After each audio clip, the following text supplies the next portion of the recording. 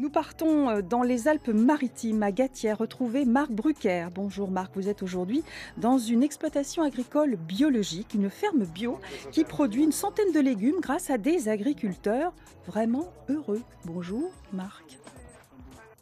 Eh bien Laurence, nous sommes dans la plaine du Var, dans un cadre magnifique à quelques kilomètres de Nice, sous le village de Gatière dans les Alpes-Maritimes. Et je suis aux côtés de deux jeunes agriculteurs heureux. Heureux parce qu'ils fabriquent, produisent des produits bio, des produits de la terre. Ici des poivrons, des aubergines. Il s'agit de Jérémy et de Bastien. Et leur objectif, c'est de se rapprocher du consommateur en produisant des produits vrais, des produits qui leur plaisent et qui soient locaux. Nous partons tout de suite à Gatière, dans les Alpes-Maritimes, retrouver Marc Brucker en plein champ. Marc, vous êtes dans une exploitation agricole de plus de 8000 mètres carrés, une toute jeune exploitation. C'est un petit peu comme le Centonnier, c'est une reconversion pour produire des centaines de produits bio, des légumes en particulier.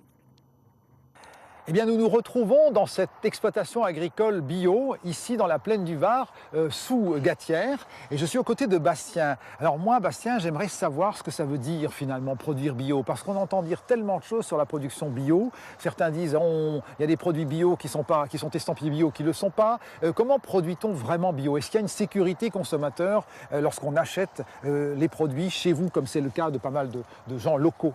Alors, la sécurité consommateur, elle est faite par des organismes certificateurs. Ça, c'est pour la partie administrative. Après, chaque personne est invitée à visiter ou à rencontrer les personnes, je veux dire, qui produisent pour qu'eux-mêmes se fassent une bonne image et savent exactement comment on produit nos légumes.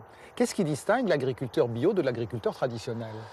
Ça va être sur la technique surtout, et peut-être la revente aussi, mais sur la technique, il va mettre bien plus de produits phytosanitaires et des pesticides. Ça veut dire plus de travail de la terre?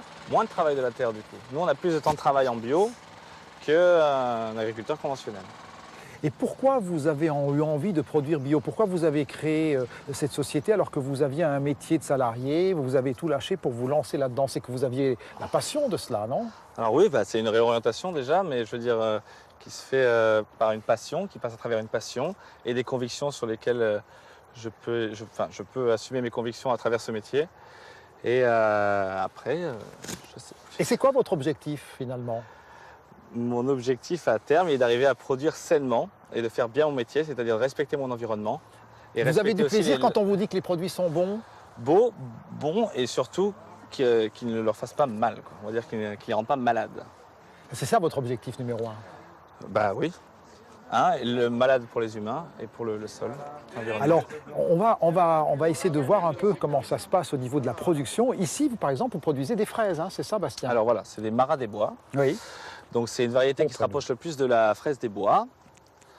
Donc ici, on les cultive en plein sol, pas comme le font la majorité des conventionnels qui se trouvent en hors sol. Et donc voilà, avec juste du fumier, du paillage pour éviter les mauvaises herbes. On va passer 2 semaines à peu près, toutes les 2 semaines pour désherber et on récolte à peu près 1 fois par semaine en moyenne. Alors la question c'est ces produits, là je vois que Jérémy a apporté d'autres légumes, ces légumes vont se retrouver sur les marchés locaux où vous allez les vendre directement à des particuliers, comment ça se passe? Alors, marchés locaux, voilà, on fait aussi des paniers aux particuliers qu'on fait chaque semaine et on vend à quelques restos associatifs et des magasins. Vous arrivez à vivre du bio? Oui, nous on est en installation, ce qui fait qu'on va avoir 1 an ou 2 de latence pour qu'on puisse en vivre, mais sinon, oui, on peut très bien en vivre du bio. Et est-ce que vous avez été soutenu pour ce projet? Oui, soutenu un peu par la Chambre d'agriculture, par les JA, Jeunes agriculteurs et Agribio 06. Financièrement ou par des conseils? Financièrement, on est soutenu par l'Europe, la PAC, qui fait qu'on a des subventions qui nous permettent de nous installer. Alors, je pense que vous avez encore des projets, lesquels? Alors, c'est des projets de mutualisation des productions agricoles du département et d'arriver à faire une offre de distribution complète pour le consommateur ici. Eh bien, de ces projets, effectivement, Bastien, nous reparlerons tout à l'heure avec Jérémy. Je vous rappelle que nous sommes ici dans une propriété agricole, une exploitation agricole bio. Nous retournons à Gatière, dans les Alpes-Maritimes, retrouverez Marc Brucker dans cette ferme bio de 8000 mètres carrés, en compagnie de Jérémy Vauza, qui a hérité de l'amour de la terre de son grand-père.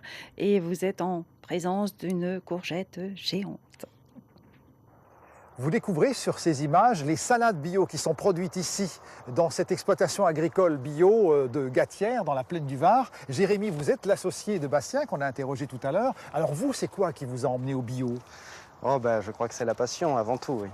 La passion de donner des produits comme ces courges niçoises de qualité. Oui, disons de nourrir les gens avec des produits sains, des produits de qualité, donc, et puis faits localement, donc oui, bien sûr.